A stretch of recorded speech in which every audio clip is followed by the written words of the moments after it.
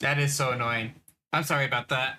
I had to restart OBS and because my mic wasn't being picked up. I don't know what this issue is being caused by, but yeah, that's there.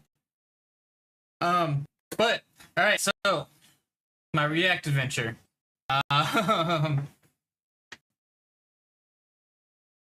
Actually, let me check if yeah, okay. Welcome back. I don't know where we left off, so I'm gonna guess that we kind of left off at the React stuff. So, taking a couple steps back, I have been learning React Native. It's been a good time, supposedly, to learn this stuff. As you can see here, this is the template project. It's nothing anything special. Right now, it's been tutorials, trying to figure out what the pieces I want to be fit together. So I have a goal of making a task app. So if we hop over to the browser here, I was using Google Tasks. I was like trying out Google Tasks.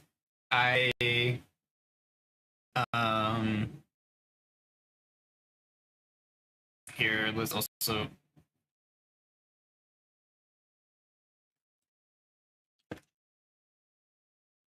I think is this one. No, it's not this one.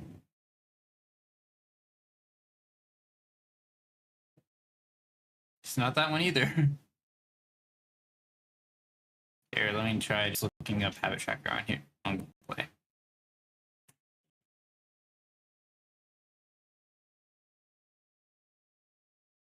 It's this one right here.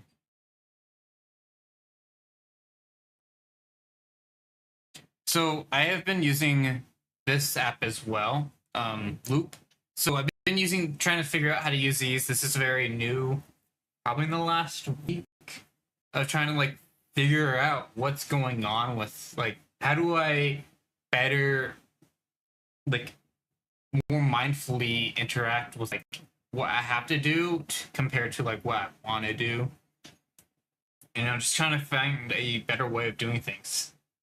So right now I moved from Notion. I was just using to-do lists on Notion. It wasn't anything special. Every morning you just kind of like have to manually add everything. So this is better than what I was doing on Notion. I mean, I could use databases. Those I don't want a Kanban board. I work in tech already, so I already go through like sprints, and that's not kind of like how I think of tasks do. Like that's not how I think through like tasks, right? I'm kind of like, hey, here's something to get done. You have this time frame to do it. I'm very loose on like how I do tasks. Just so like mentally it works out well for me, and just emotionally too. It just kind of like I'm pulling up chat. I had forgot to do that earlier. It's kind of like it helps me like figure things out without putting that burden of like here it's like overwhelming each time. Like, let me start on this one. Get through it, and like I have like a thing called like a digital backlog, which is everything I want to do digitally. I have a server behind the store. I want to work on that, get that running, and I want to explore digital archiving and creating my own router and DNS and all that fun stuff. I want to be able to have this like backlog. So like, okay, I want to do something from the backlog, or I have to do chores. I need to do these chores today. So it's like very separated. It's very controlled environment, but it wasn't enough. I was still like not even looking at these tasks, which is fine for the backlog stuff. It'll get done eventually. But when you have like chores and you have to do like stuff like you have to do them because you live in like everything will go to like chaos. Um, like I gotta do the dishes because I live with 3 other people and the sink's full. So I need a more mindfully way to do this. I want to get out more, learn more, and when you don't have like that structure around it, you end up like where did my time go? Well, it was sitting at on the couch watching TikTok for like 3 hours, right? Um, so I just want to take more advantage of my time. So I started making this app. I was using Google Tasks, so let's pull it up. And it was okay. It did what I wanted, kinda. I mean, it integrates my calendar. Um, I can't really pull up my phone right now because that's what's this video. That's what this video is for. So that's how I'm getting this video. So I can't really.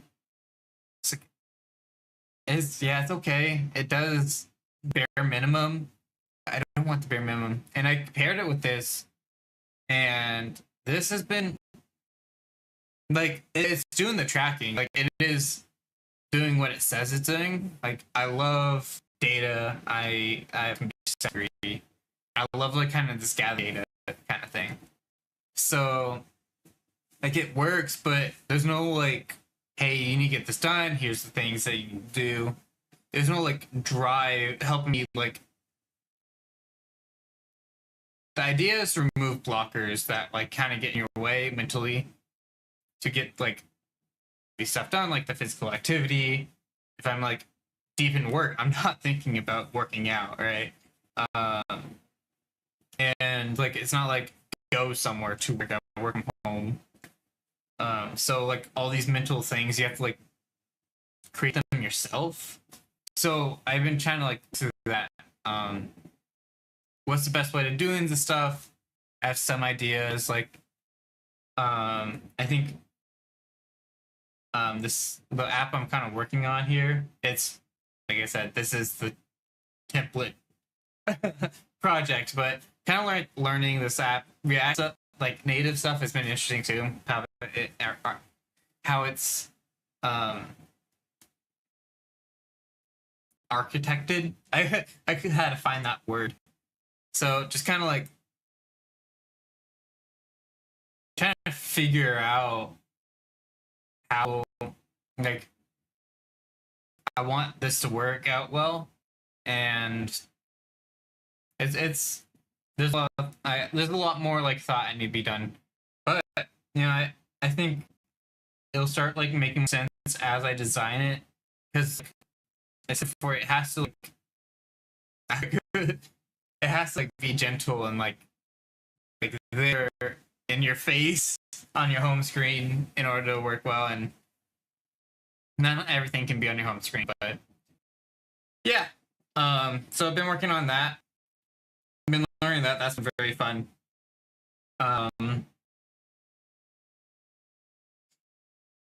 But other than that, programming wise, that's pretty much it. In work, I've been training as a dev. I work in QA right now, so it's been there's been a lot of that, and QA is just kind of like breaking stuff and network analysis and searching through logs. But that's not what this is for. This is about more like what I like to do and personal hobby stuff. So yeah, but there's more of the programming. So I think let's switch categories to art. Or is there photography? Highly out there.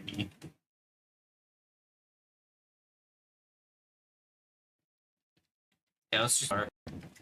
All right, so let's switch over to our art category, and let's hop into photo editing. So I'm like 12 hours deep into this photo. So if we kind of look, we can probably just, if I just toggle all these off, you can see where I started from. Like it's well, that's not even the starting point.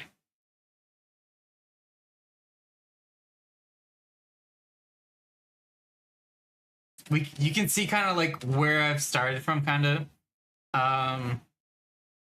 Nowhere near done. So kind of a little bit of context. I back when Photoshop was doing the AI like stuff, it was the last straw for me. Um, like I am so tired of this AI, and like the AI stuff was not what really was the last straw. Let's put this back. Um, what really was like kind of like made me switch over to Affinity Photo was just kind of the realization of how much Photoshop puts like computationally in your way to get things done compared to Affinity. Like there's these like if you look at the background image, so let me untoggle this. So you can see right here, one of the first things I did was remove this branch. Probably zoom in. Because it's kind of breaking up the view here. So I kind of got rid of that, and we can see that right here. I cut it right here where all the green, the shrubbery is. So that took 5 minutes. That would have taken me, that little edit alone would have taken me a couple hours on Photoshop, just because I would cut it down and be like, that's not enough, and then wait for it to load for like 10 minutes. I'm not on the fastest computer. This is a mini form computer I have that I remote into, so you have to deal with the net stuff too. But it's kind of crazy, and it's just wasting computation on checking, is this money? You can't edit money, so it has to go through the whole image checking if any signs for cash, or is there like a whole bunch of different like things they have to check for just to be like legal. It's not even like a legal issue. It's just kind of like these needless checks and like this needless computational stuff that just kind of like slows it down, busts it down for like an average computer to run, on top of paying the $60 a month to like even use it. So it was just kind of like I was done. So I moved over to Affinity Photo, and it's different. I mean, I think editing colors it's more difficult. Like there's a lot of things I still don't know. I'm trying to figure, like, I would give credit to this, but like kind of like mimicking different like photo styles in Photoshop is easier. After, if you didn't, it's not quicker, it's just easier. Partly because I have that skill after, how long was it I was using Photoshop? Like 8 years, 9 years. So that's like 9 years of using Photoshop to like do these edits. It was not. It was not easy to. It was not easy to like relearn a different like way to do things. There's a lot of things I don't know what it does on Affinity Photo either. Oh, I misclicked. Let me give this on. But yeah, but I'm learning. The way I kind of like to like structure things on my photo when you're editing it is color changes. I spent like 6-7 hours on like masking things out, which is pretty good. It is really well, So I masked out sky,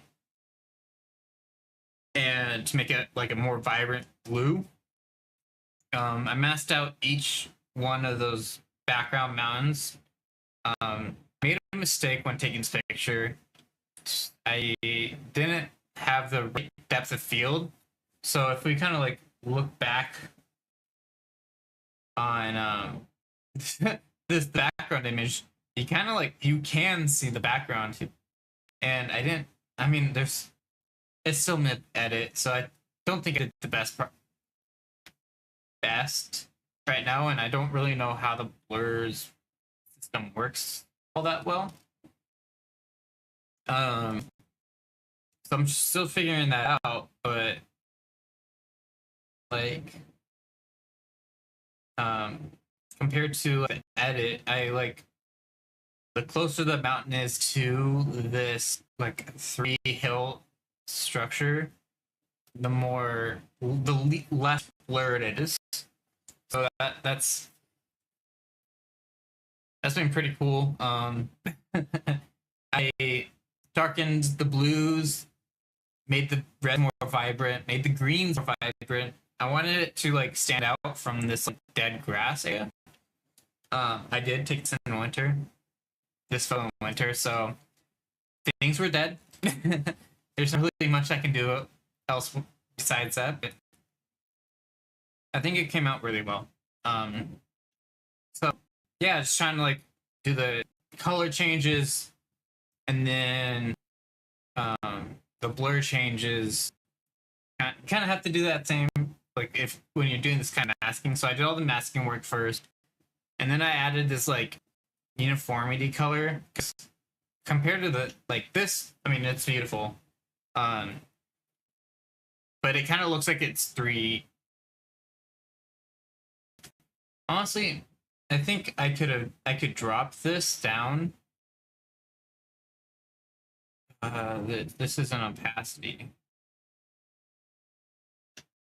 So these two like general edits, I think I can drop this down to like a 15%. Honestly. But these are like just, your global uniforming edits to like make it look similar. And then I kind of I wanted it to style this picture as if it was being like taken. It's a bit more old. It has film grain into it. It gives it. I wanted to give it more of like a camera character, like it's taken from a film camera. I mean, I kind of do that kind of stuff for like even film cameras. I think. You just kind of want to give it some character. So that's what I'm doing for here. Right now I just have the vignette and the soft proof. The soft proof is kind of weird. So you just get these proof profiles, and like if I was using this like uncoded right here, and it gave it like a grayish. I kind of like it, but it gave it kind of this like a grayish profile. I'm using this add it a bit more vibrant, which is kind of I want that to be the vibrancy to kind of be the goal, like that contrast of that red, blue, green. I want that to like kind of be the goal here, because it's kind of like the contrast of the primary colors. So yeah, just been editing this. Just kind of making those global edits at this point. The masking's done. There's nothing I can do more. It was me going through each pixel, trying to get this tree, leave out the rock here. There is a couple of mistakes I've made for sure. I definitely need to go back and change the blur a bit. I think it's a little too dramatic. This is probably good here. I probably can make it the same blur, honestly, as that. But yeah. But that's not the only thing I've done, like art-wise, too. We have Figma. So right now I'm trying to create I'm really in love with this color palette. So if I go back to like home, I really like Caption. I think it's like a very it's pleasing to my eye.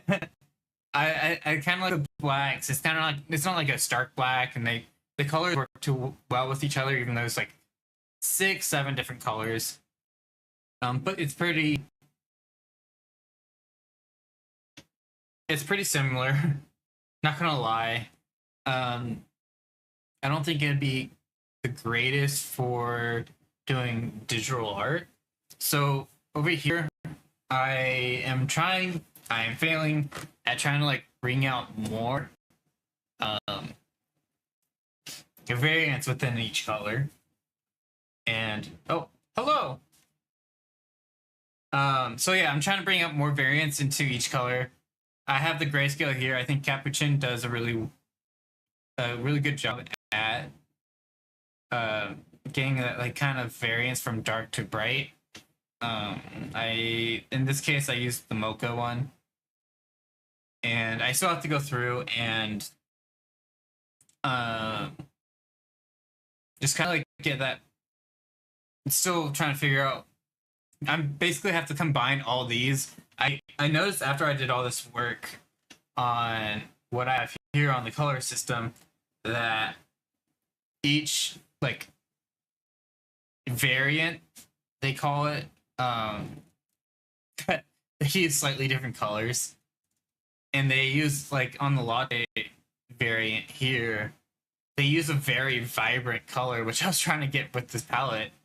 So I think what I can do is grab the most vibrant one and the least vibrant one and kind of create a gradient from there, and then take the vibrant one and see if I can get like a darker version of it. I'm using HLS scale or the HLS color space. Uh, so yeah, so I'm working that, and this is actually part of the. I was talking about having the app earlier. I want to get the color space down for that, the color palette down for that before I start working on layout. Just so that I'm not worrying about like going back and changing the colors to how they're supposed to be. Um, here's the labeling is not correct at all, but 1 and 2 are the ones I've interpolated from the base color, which is 0. So I did the same thing. I took here. Let me see if I can. I really basically went to like what the fill is. I have HLS here, which is hue, saturation, lightness. I took the lightness and I just went all the way down. So yeah, I'm taking like I'm not big I'm not really good at color either, but so I'm taking a very like a algorithmic approach to it, and I'm using someone else's color like palette. That way I don't really have to worry about too much. Like this is a complementary color to this, so this will do well. Or these are like more pastel colors, and like having to like gauge my eye on like what colors it is. I'm kind of using someone else's work and kind of extracting from there. So hopefully I can get something I like better. But yeah, no, it's been interesting. It's been taking a lot of time since I like color is one of my worst thing. Like in terms of like digital art, color is one of my worst things to work on. So I'm kind of trying to be very. There's a lot of times where I've like tried to make it like get something like a little darker color to what I want, and it not look good at all. It's like I created a different color palette from that, but so yeah, just kind of working through that. There's not much besides that, honestly, but yeah, I this is kind of the stuff I've been working on towards the end of this week. So besides the transition and learning of like new programming language to use this design, I think this is what I'm going to be using. This is what I'm going to be like working on this next week. Just more of this color palette stuff. I can revert this. And trying to make it so there's more whites, because as you can see in like some of these colors right here, there's not really any like dark white purple, right? So just kind of like seeing how much I can do with getting more whites or getting more dark purple. I don't think having just kind of like anything like I would consider a dark color to work with like the more whites, kind of like anything below 40 lightness or even like 20. So I might have to like go through and take out like, another like row and do like the dark version of them. But yeah, originally I tried to like, and that did not go well because I was using this is actually, it's kind of cool. There's a YouTuber called Juxtaposed, or Juxtaposition, and yeah, this one right here. So this YouTuber has a website, or probably part of it, yeah, right here, called Real Time Colors, and you can just like, it's kind of this real cool like randomly generate colors. Like, let's see, let's pick a color that I like.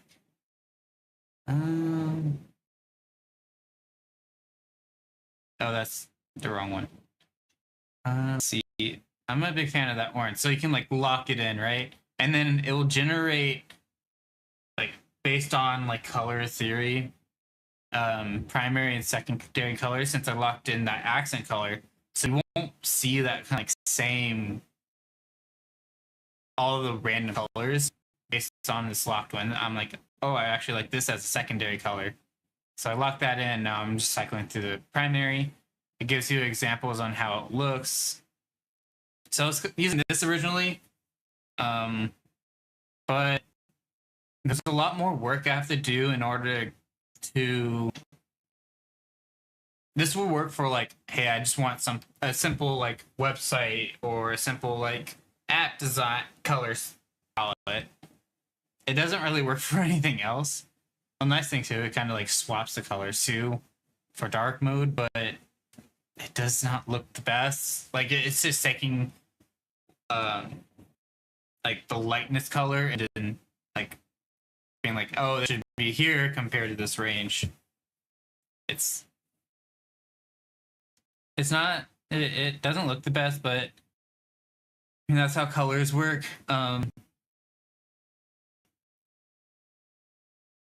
So yeah, just kind of, it was okay. Like I'm trying to figure out a color space that kind of like I can use in any of my further projects. That's like vibrant. I'm a big fan of like vibrant colors. I'm not a big and something that kind of like when you're doing like more grayscale stuff. That's not like it's not from like a dark black, which would be like in hex code terms like 000, or bright white, which is like FFF in hex code. I'm kind of looking for something that's kind of like it has a tint of blue or a tint of red.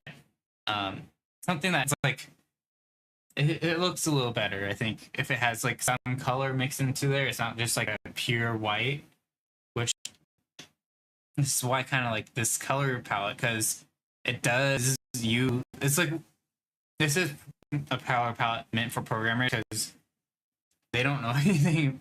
I wouldn't say they don't know anything about colors, but like that's not like your primary focus. So kind of like it does use like a lot of that. If we come up to like this latte one, it does use a lot of like different colors that really work well. So yeah, just kind of taking that. I'm just excited to take that. I use it for a lot of my spaces anyway. So if we go here, that's what I'm using here is the Capuchin theme. I don't know if I'm using it here. I am. I'm using the Capuchin thing for here too. I don't know if you can theme any of these apps, so I would love if you could, but probably not. So yeah, but yeah, that's what I've been working on. I also used, I found, so I was just looking for color palette generators, and I ran into, like, there's a lot of these AI generators. They're not good. It just, I think a random picker does a better job than what these things do. And I don't even know if they're using, like, actually, like the LLMs or the regular machine learning stuff. But they kind of work. I'm guessing they're kind of just getting like color palettes based off like games or whatever other people have been putting in, like, and that works out well. So I'm kind of like iffy on those things, but I have noticed they're popping up more, like part of that AI revolution. There's Adobe, but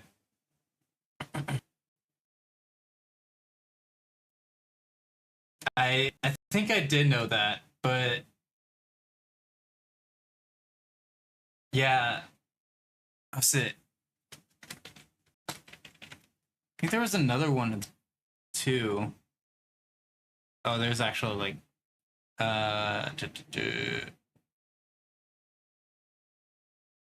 where is it here?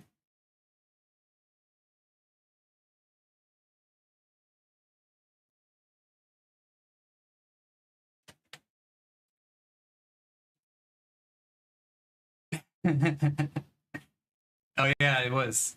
Yeah, it's pretty funny. Um, but yeah, I it's been a while since I actually used like named colors in CSS. I do. Earlier we were talking about I was using like I've been learning React Native just to code a app for personal life. So that's been interesting. It's it's interesting how they like the way they decided to do stuff. So I've been doing that, and also I've been learning like NeoVim. So yeah, just kind of like exploring a bit. Oh, this isn't my this is the template code. So yeah, this is definitely not my code. And this is more of I got started out and then started to learn like tutorials. And one of the things I wanted to do is widgets, which is what my focus has been on, and that requires Java. So I have to brush up on my Java again, which I haven't used since college. So yeah. Yeah, I did not like those classes at all. But yeah, no, it's been there's a lot that goes into it. I didn't expect that. I thought it was like, oh, I can learn this, I know a lot of like React stuff already. So, but no, yeah. A lot of these color stuff I've been doing in Figma here is so that I start designing stuff I have, so that when I know it, I can just kind of apply the designs that I have on top of it. Okay. Yeah,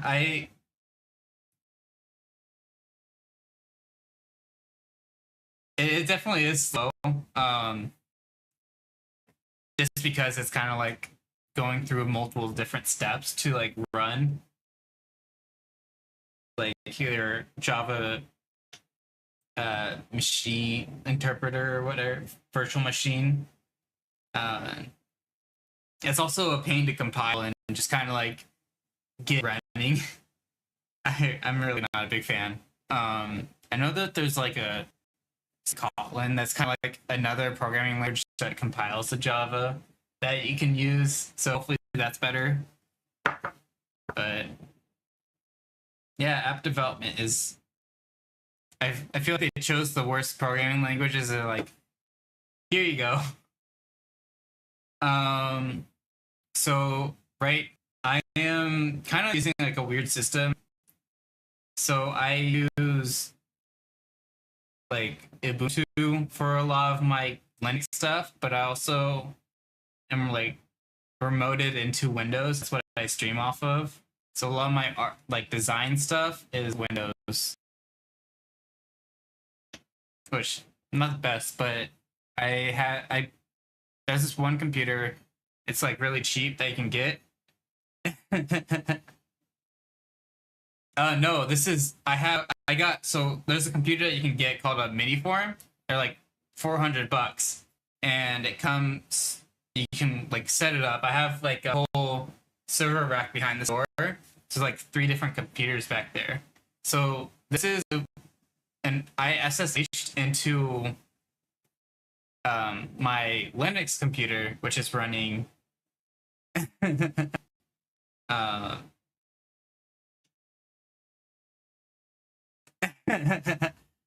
it's not that cheap compared to what computers typically cost. It's like the lower end of the. I haven't tried NixOS. I was talking to a coworker earlier. It was last week about it. It seems interesting. I think it would take a lot of work to get it like integrated into what I have now, though. So I'm kind of iffy about it. Yeah, I mean,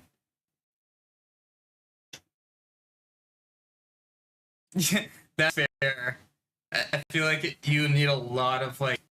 It has like things like it create a lot of like extra stuff it needs to run.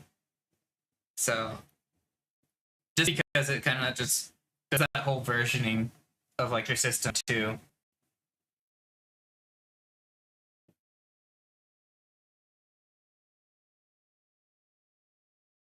Yeah, it's pretty impressive. You actually don't even have like the like Nix OS operating system. You can install it on Ubuntu because it's just another like package manager. But they kind of built it on top of like they're like, oh, let's take it to the next level, which is really cool.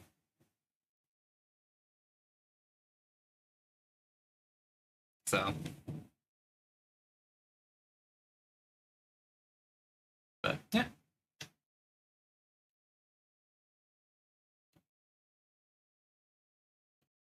that's fair. That's just Nix for you though. There's a lot of things that kind of like almost work, and you kind of like have to like make it fit. The whole issue I've been having with the and NeoVim stuff I've been working on here has been like that too. Oh, that's good to know. I don't think I ever look at stuff like that. Yeah, I'll take a look at it.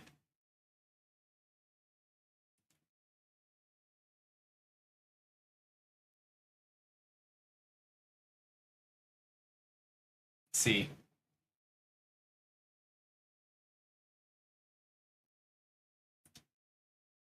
Oh, I'm pulling it up here.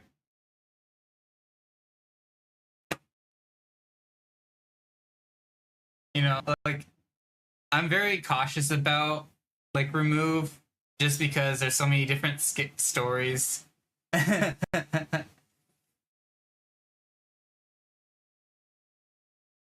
don't think it's actually pulling up the -rf flag. Oh, no.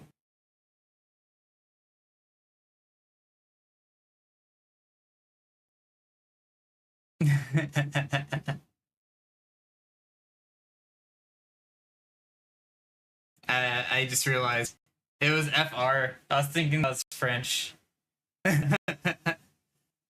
Yeah, this is why I'm always cautious about the remove. It's because I do not want to delete my whole system.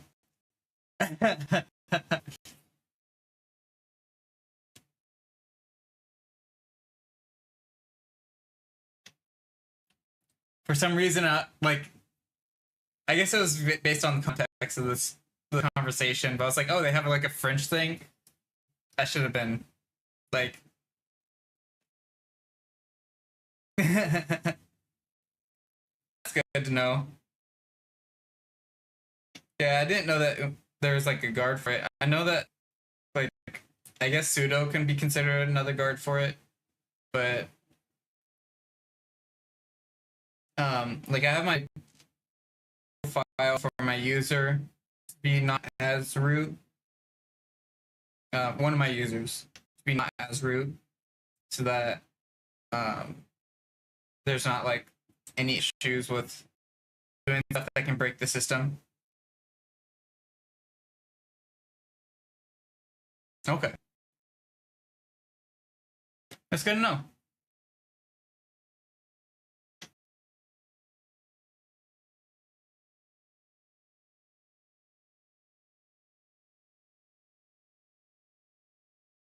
Okay.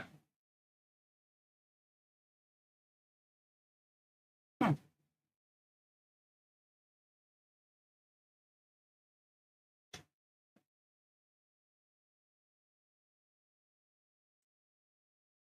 Yeah, that's pretty good.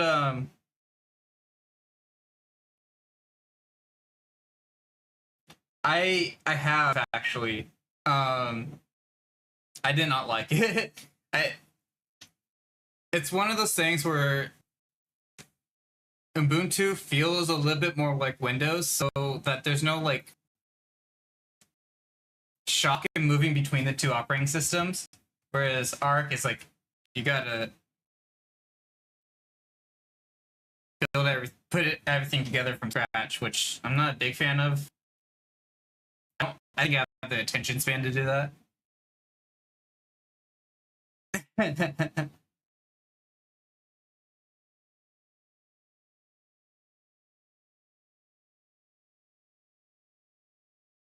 Okay, that's fair. I think yeah, if you're using Whizzle, then it would make more sense to do that.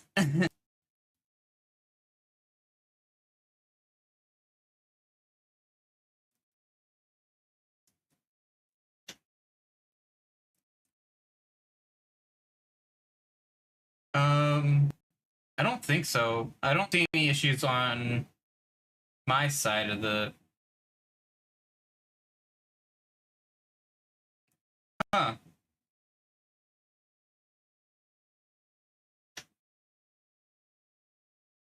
Yeah, I don't have any dropped frames. I'm at 0%, which is pretty good for me. Um, Pew users isn't high either.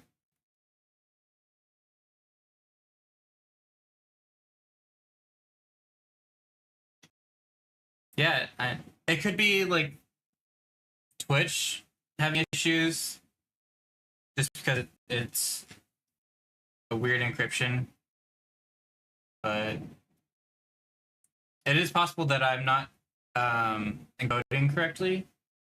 I don't really see because I know that I think it's bit rate that like Twitch has an issue with and can cause issues with their system. But from the tutorials I've watched, it should be fine.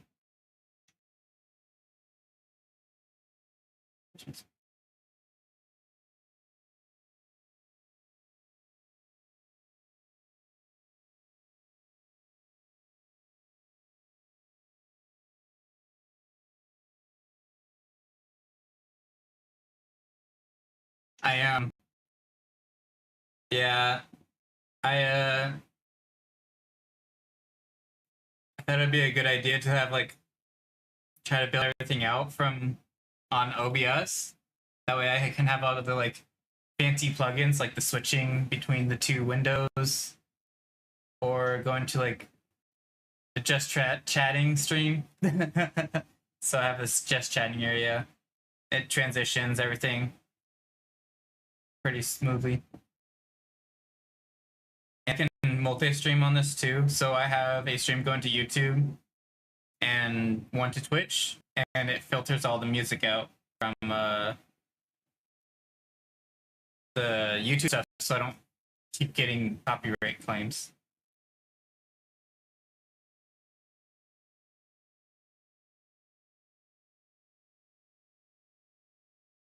Pause.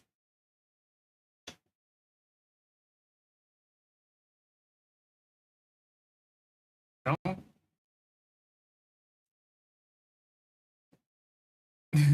I guess I should probably look it up to Twitch. Oh, okay, yeah. That makes sense. I was like, I don't recognize that acronym. That makes sense.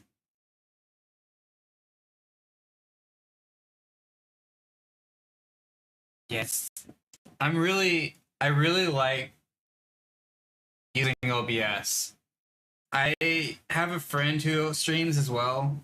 He streams GeoGuessr, and he uses Streamlabs, and it seems like he's always having issues. Yeah, I am. I'm in Phoenix right now, so.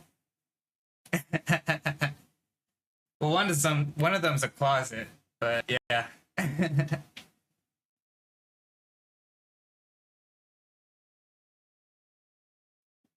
Yeah, it's. I guess it. Yeah, depending on where you live, you can tell by the doors.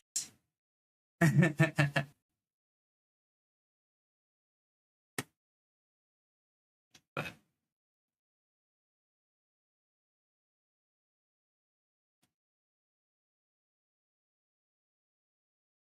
okay.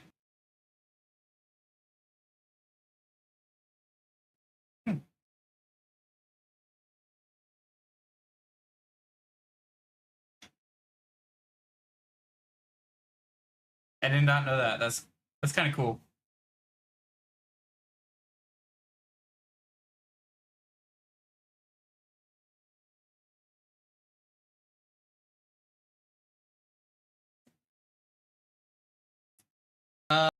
Probably.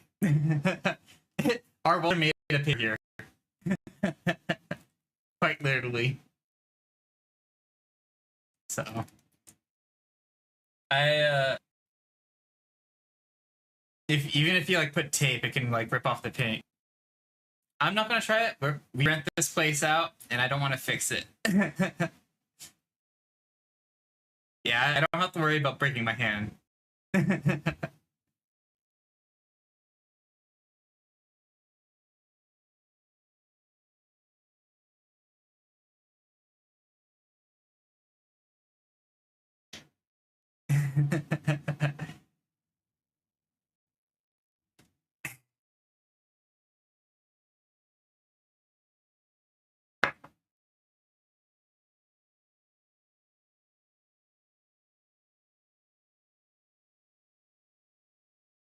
um, yeah. So, I mean, I've been doing this.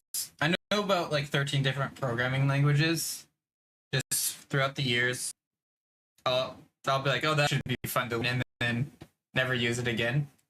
So this is Lua I've been programming in, and I mean JavaScript for React Native. So Those are the ones I've been programming right now. I think I was streaming Go for a little bit there, or Go and Python. Oh yeah, definitely. Lua's. I'm really loving Lua, just how simple it is and how like easy it is to like package as like a platform-based language. If you really need something to like a programming language for configuration, like the thing to go to.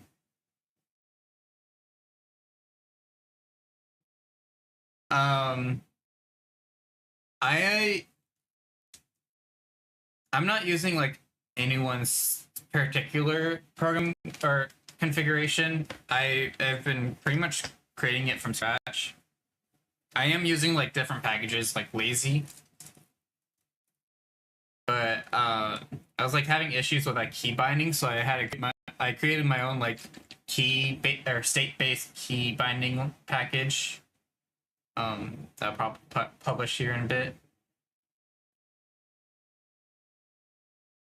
Okay. Yeah,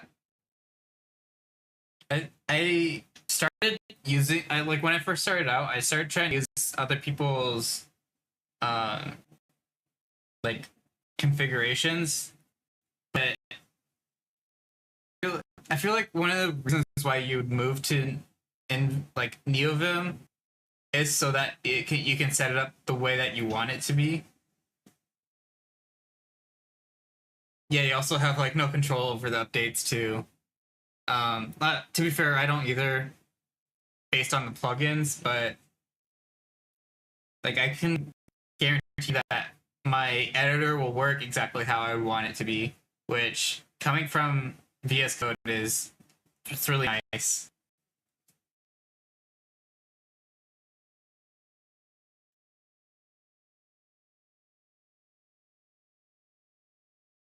Oh, that's rough. Yeah, I think I would start avoiding that. Just keep keep binding altogether.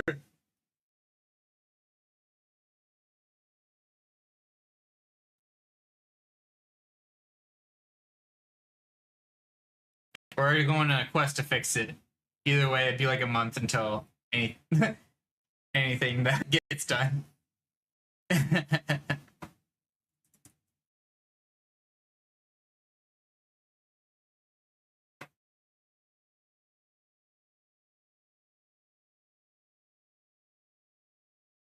So no, it's been really nice.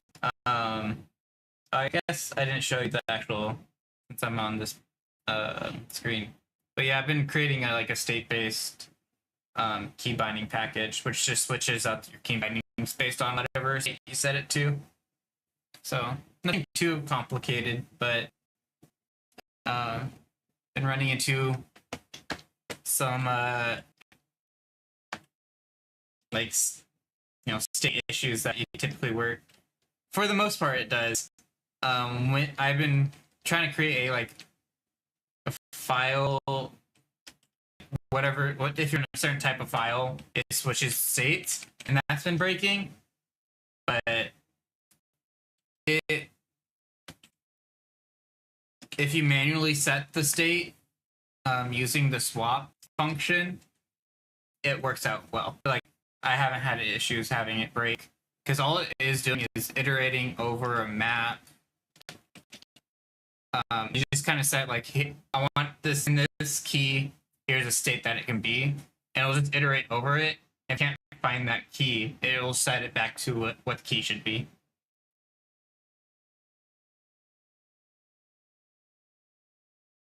I did not. And that's on my to-do list.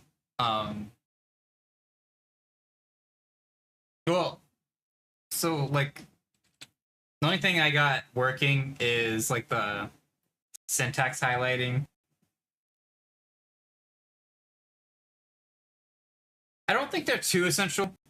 I didn't really use snippets in VS Code either. Just like when I'm typing it out, that's I'm trying to think things through.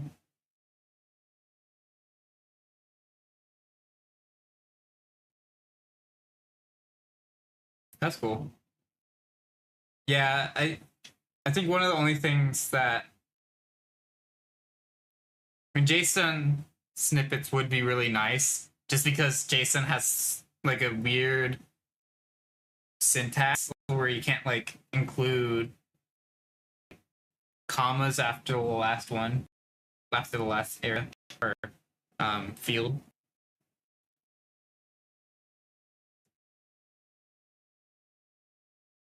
I don't I don't code Rust, so I don't have to worry about it.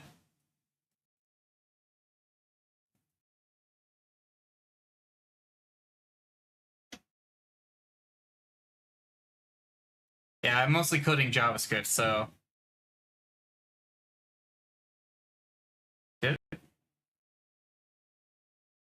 yeah, I'm Rusty. That's a nickname. It's not like the thing of code.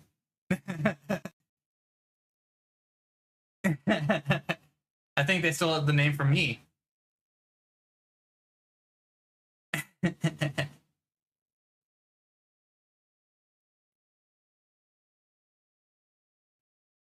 I am 26.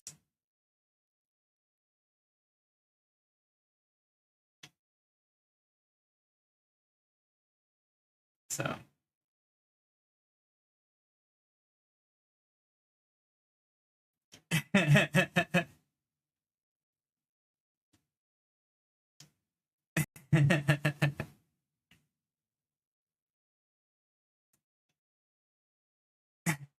I'll let them use it for now.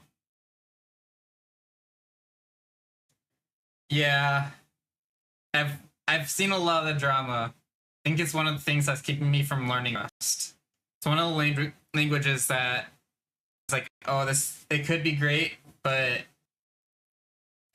I don't want to deal with like any issues if anything like if I create a package that does pretty well.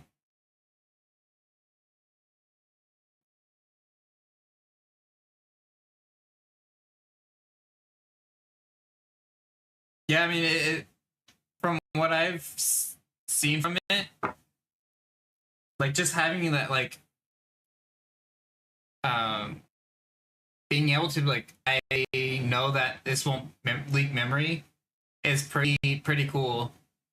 Uh, especially like I usually work in JavaScript, and the memory leaks in that language. I'd rather deal with memory leaks in C than dealing with JavaScript because it's kind of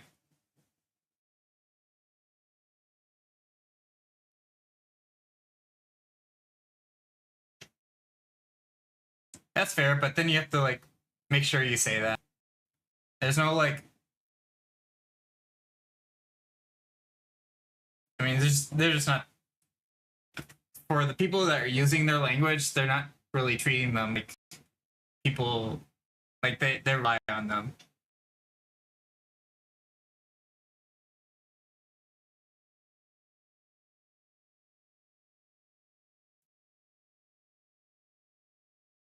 Okay.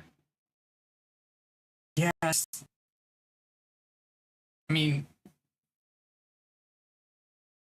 I don't know. I if it is like something small that it's only for me personally, I wouldn't worry about it. But once you're publishing things like publicly, then you're like, oh, well, it will just become a problem.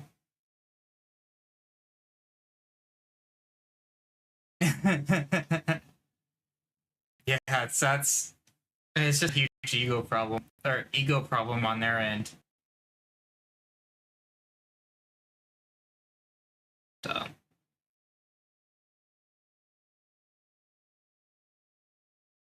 I don't know. I think I think it'd be cool to learn OCaml because I heard that not necessarily to the way to the capacity that Rust has implemented type like memory safety, but I heard that they do have some features that it. Oh, okay, I didn't know that. That's pretty cool. Oh, okay. Is it one of those situations where the first compiler was writing something else and then they start writing it in their own language?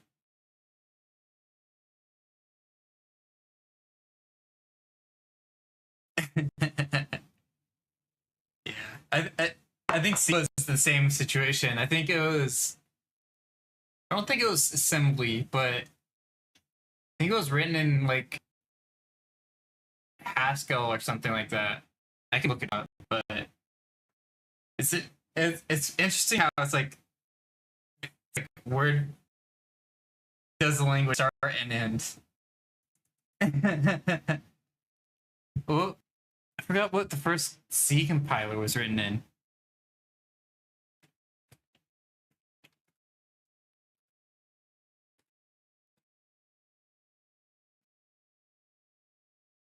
Oh, it was assembly. Oh, no, that's just the question.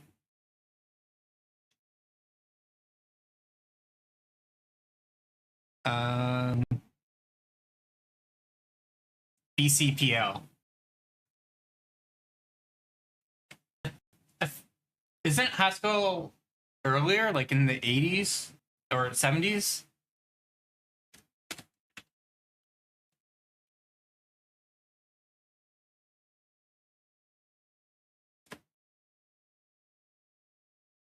Oh, it was 85, so it wouldn't it to it's written after C.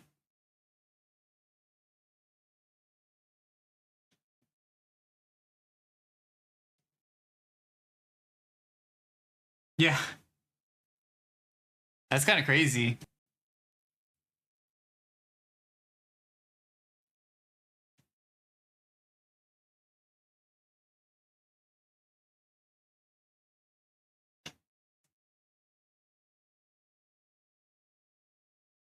I feel like it has a feeling of like a language that was written in like the 70s.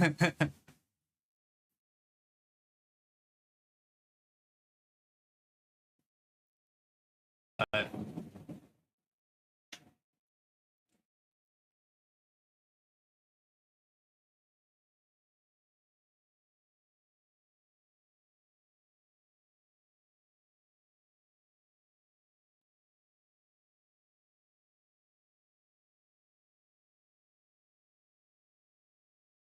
that's fair.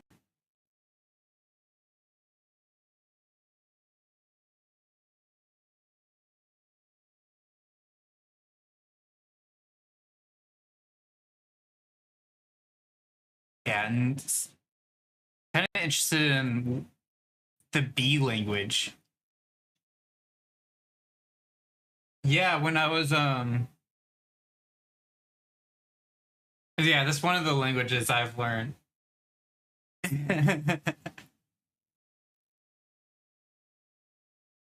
Yeah, B. I don't even think I've ever heard of B.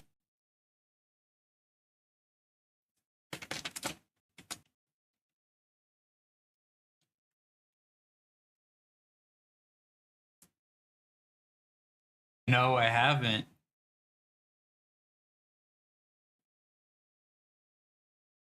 Holy C.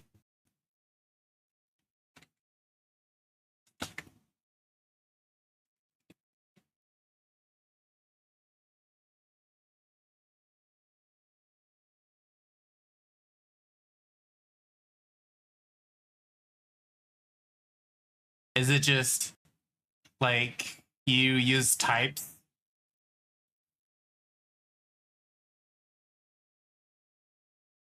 Is it just like a C with like different types? Ah, okay. Oh, okay. Is it associated with Temple OS? Oh, okay. Now I know.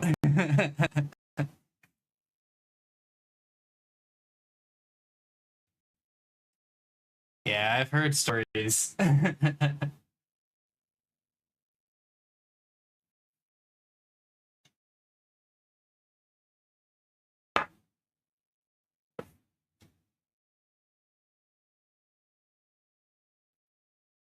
I personally no, but there was it was yeah, it was like there's an article on like how the guy created JSfuck. And it's kind of it was kind of interesting on like how the foundations of like JavaScript work. And I think it was this article right here. I posted in chat.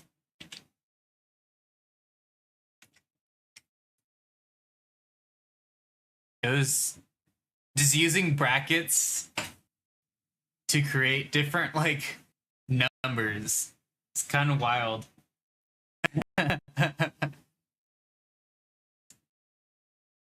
This is actually pretty impressive. You can like you don't even need to know how to use the JavaScript syntax as long as you know how to use basically these characters. You can do anything in JavaScript. It's a good way to obscure your code too.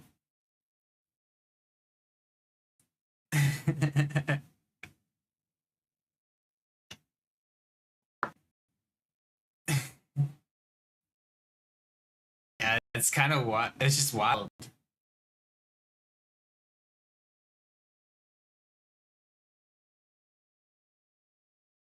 That's it. It's not even that slow either. I think it might. I think it's actually might be faster. Like no, this is just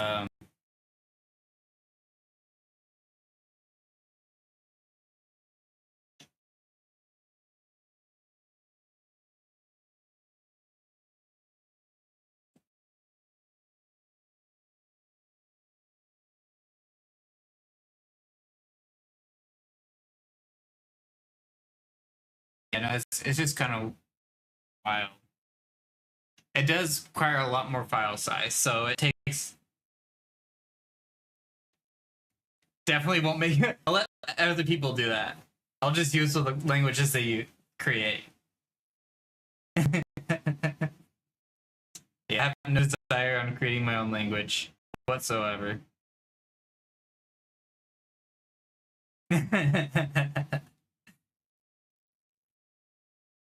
I think I draw the line at NeoVim Config.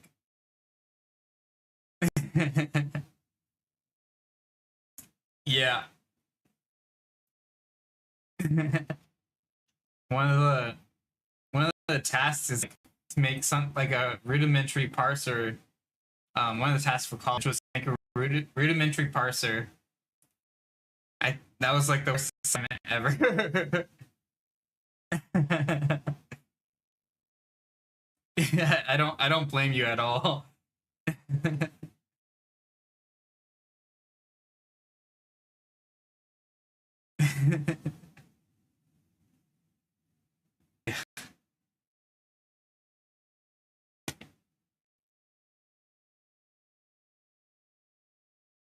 Yeah, I don't that is something I will just people much smarter than me can do that.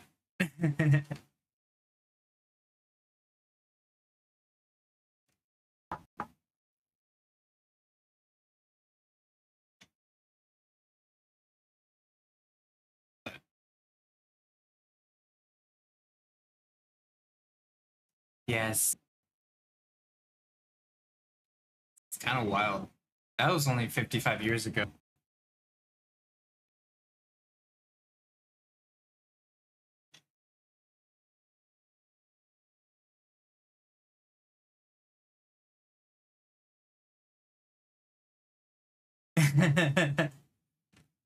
To be fair, there's a lot more we have to nowadays to like think of.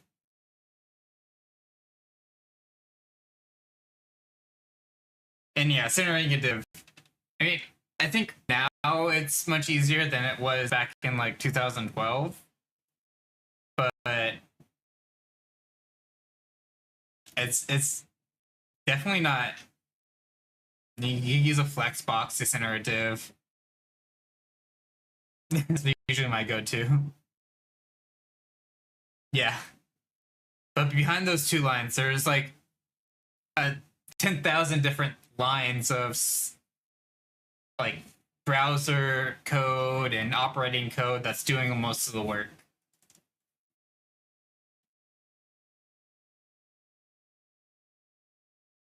I didn't play content.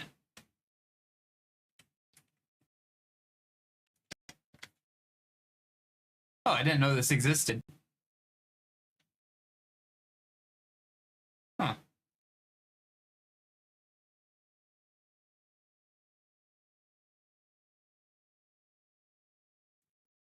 Is it?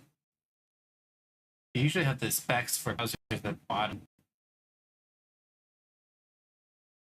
Oh, it's not even. It's been released for a while.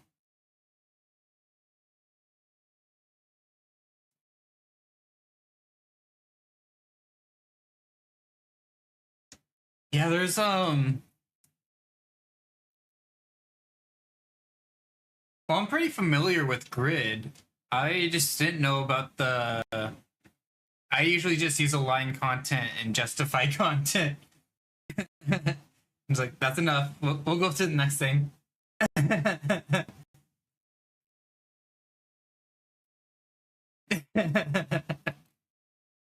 not really many things I need to use Grid for.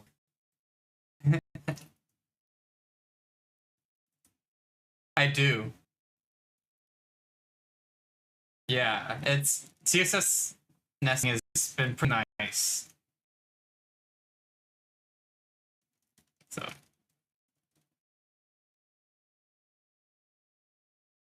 yeah, but I'm guessing like that, like 70% is like Internet Explorer.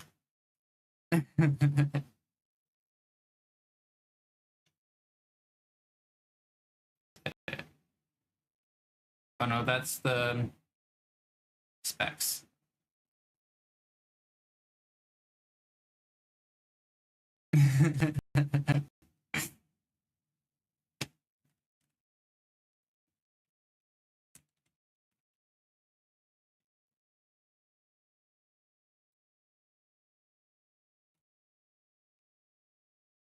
They have the can I use?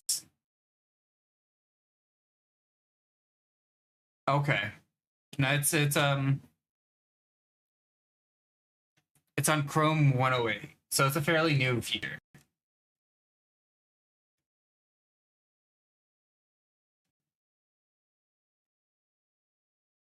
Okay, that's good to know. Yeah, definitely doesn't support IE.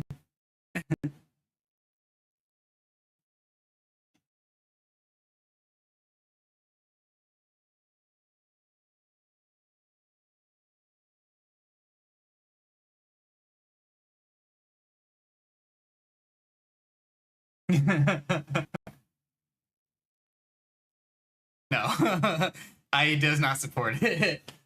I don't think anyone even thinks about IE anymore.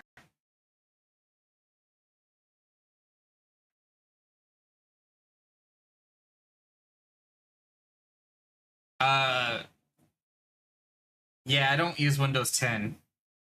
I use the more cursed version, Windows 11. Unfortunately, I needed Windows 11 for a couple of apps, so.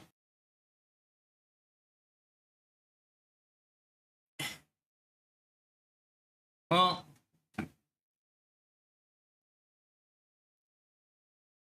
at one point I was using Photoshop, and so when you're kind of they're still using. I mean, it works on Windows 10, but so I was using Photoshop at one point, and I just felt it like getting slower.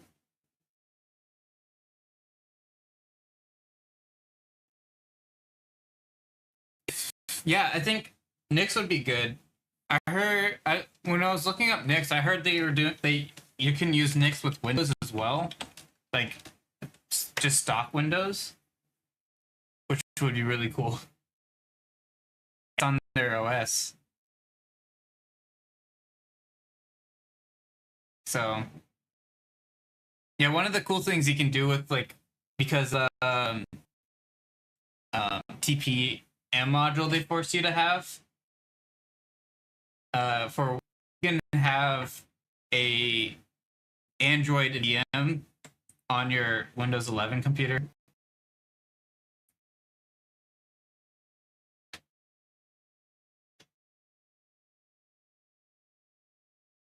Huh.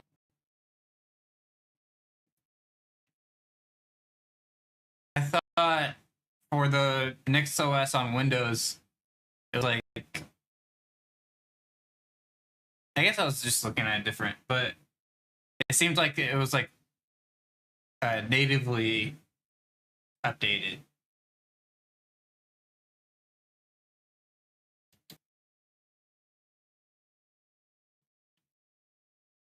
Oh, it is. It's running on in a daemon.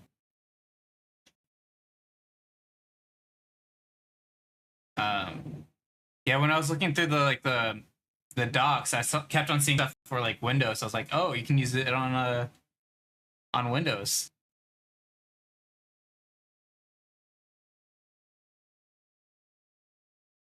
So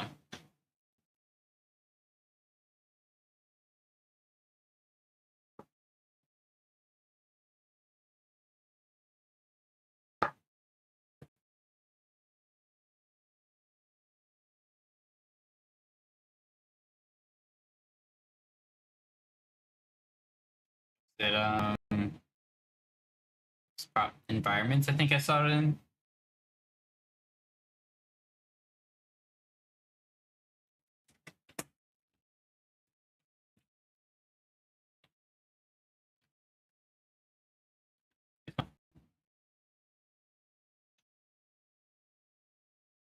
Hmm. Maybe I was looking at something else.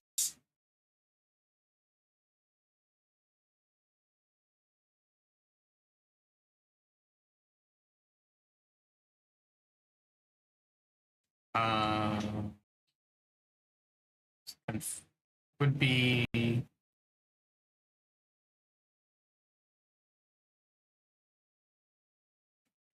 Nix. Yeah,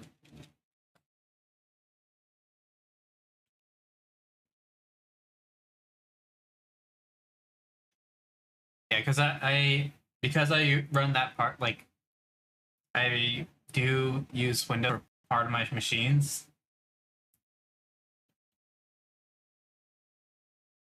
It's just kind of like if anything happens, I don't want to go through the installation of all my apps again. It'd be good to set up Whizzle.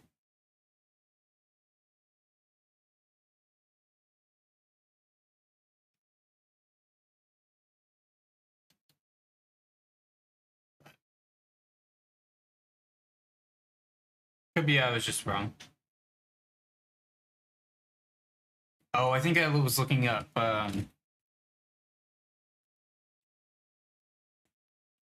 it was for PowerShell.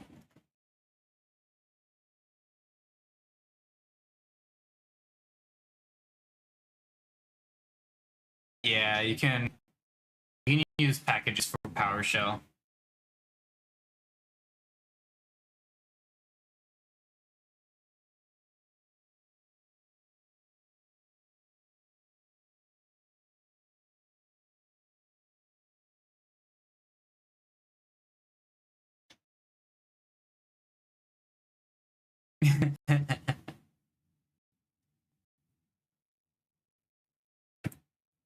It's the same. Isn't that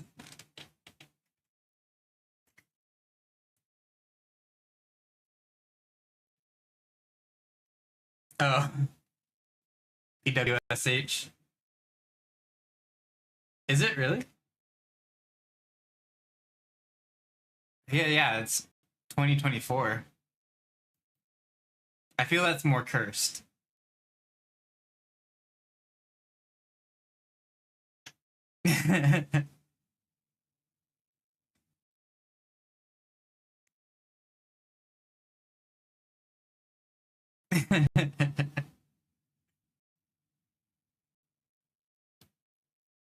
Yes. I don't know, there's something like usually when I'm programming, I try to use full names because who's gonna like it's just easier to understand. But I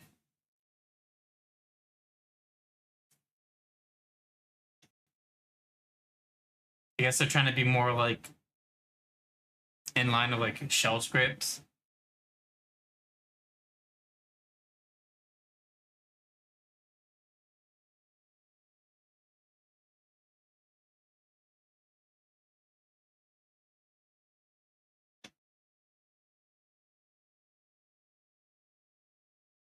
Oh,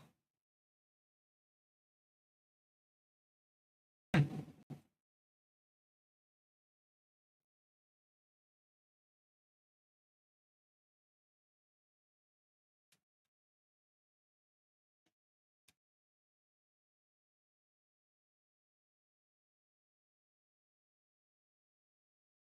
mean,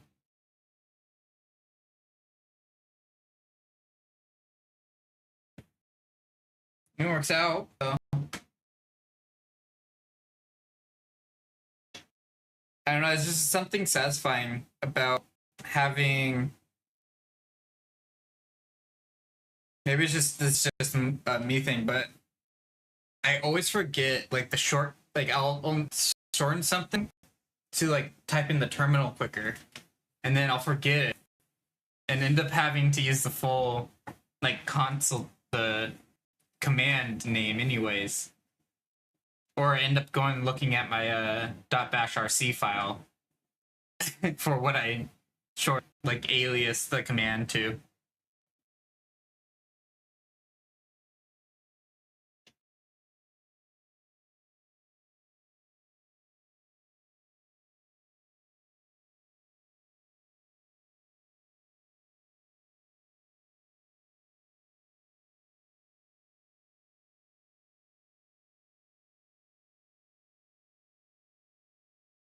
So, but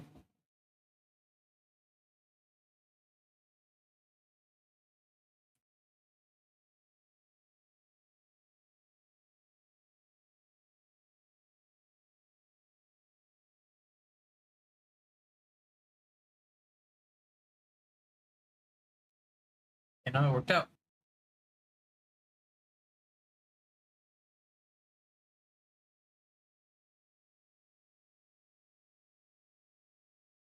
Yeah, it's just yeah, Nix is pretty. Seems like Nix is pretty flexible. Um, what do you mean by module bundler?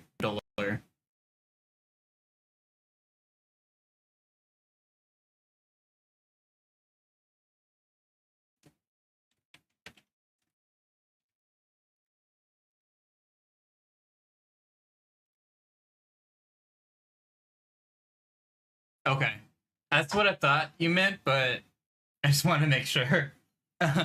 um, typically I well, it depends. If I'm writing like if I need a module bundler for like a ComJS project I'm working on, I typically go for a rollup. Otherwise, I just use whatever framework I'm using, or especially if I'm working on a Common.js project, or I'm just using like Go and like HTMX. And I'll just avoid the bundler altogether. But those are like those are personal projects. Yeah, I'm gonna be honest. I kind of missed that whole like V. At one point, I was using what was I was using Vue back when in like 20 it would have been like 2016 2017.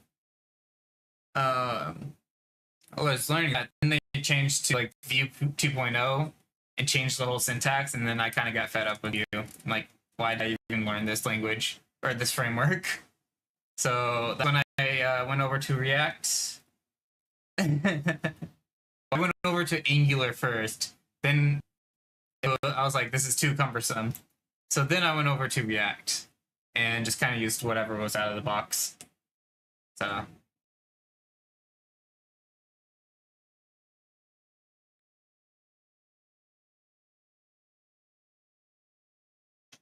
I don't think I've ever checked how Vue is now.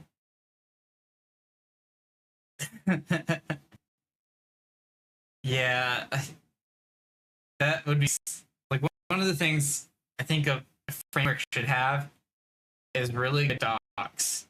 It's just so frustrating when there's not good docs there.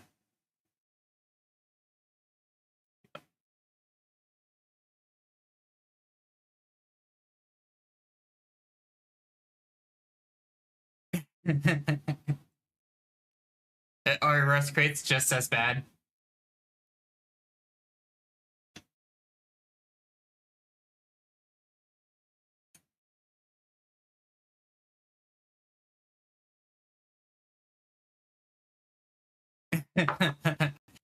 That is also frustrating.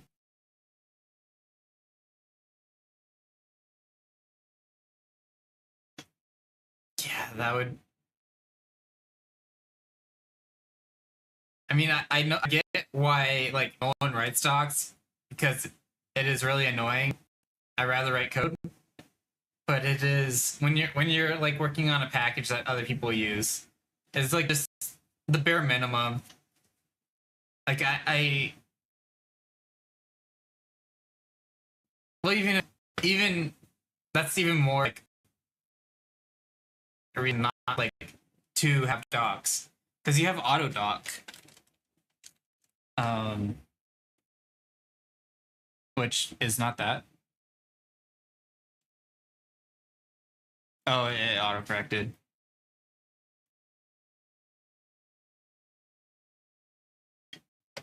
Which yeah, it but that's like the bare minimum. Like if you have that, that's 1,000 times better than some of these documentations from these frameworks and languages I've seen or like packages I've seen. And you have like and it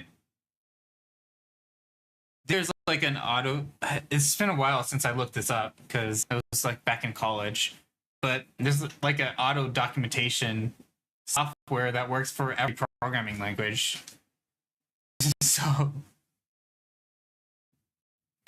just if even if you're working in multiple languages, you can just use that program, which I think might be Sphinx.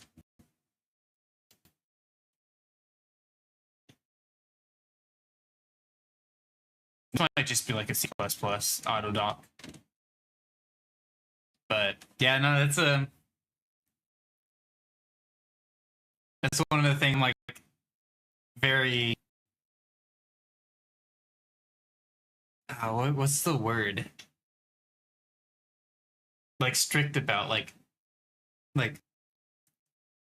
you need to have some form of documentation if you're going to send your code out there.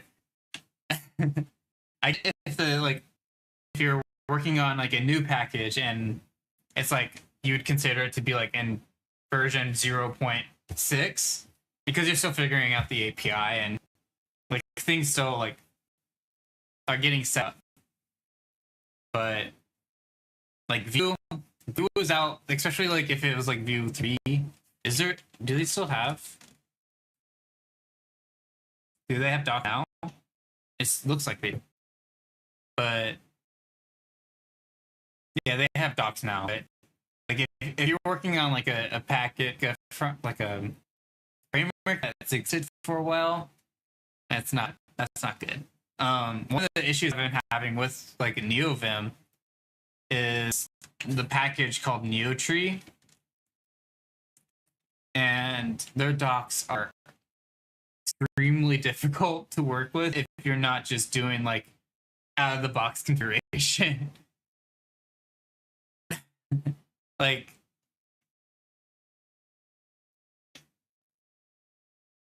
it's basically a text file that you have to search through, and hopefully you get the right, like you can find the right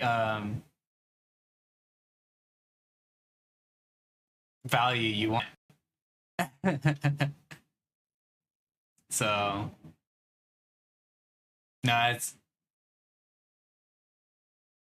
the whole reason I created that key state package was to get around this, so I didn't have to use this new tree documentation because it's just painful. But,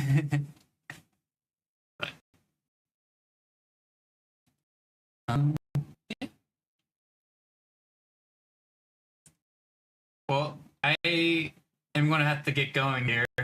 I only allocated myself for like an hour and a half, so we're a little over than what I expected to be. I'll start a little early, but yeah. Thank you for adding and joining. I really had a good time. So yeah. Yeah, I'll see you around too. So next time. More so, but that was great. Have a good one. Bye bye.